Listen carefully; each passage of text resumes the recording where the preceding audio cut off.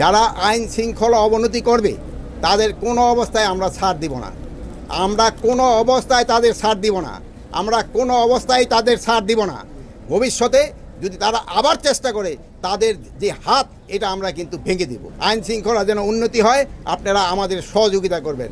তাই স্যারে একটা কথা বলে দিছে, এই যেই ঘটনা ঘটছে এই জন্য আমরা একটা উচ্চ ক্ষমতা সম্পন্ন একটা তদন্ত কমিটি গঠন করব এবং এটা আমাদের সহকর্মীদের সাথে আলাপ করার পর।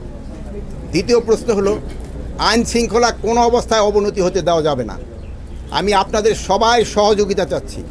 যারা আইন শৃঙ্খলা অবনতি করবে তাদের কোনো অবস্থায় আমরা ছাড় দিব না। আমরা কোনো অবস্থায় তাদের ছাড় দিব না। আমরা কোনো অবস্থায় তাদের ছাড় দিব না।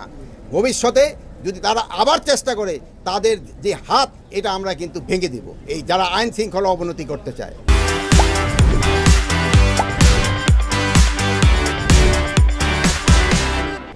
আমি আপনাদের কাছে বারবার অনুরোধ করব, আইন শৃঙ্খলা যেন উন্নতি হয়, আপনারা আমাদের সহযোগিতা করবেন। আমাদের আইন শৃঙ্খলার যে বাহিনীগুলি রয়ে গেছে তাদের সাথে সহযোগিতা করবেন, প্রশাসনের সাথে সহযোগিতা করবেন, জনগণকে বুঝাবেন যেন আইন শৃঙ্খলা পরিস্থিতি অটুট থাকে এবং ভালো থাকে এবং আস্তে আস্তে যেন আরও উন্নতি হয়, এই চেষ্টা আপনারা করবেন। আপনারা সব সময় আমাদের পাশে আছেন, ভবিষ্যতে আপনারা থাকবেন।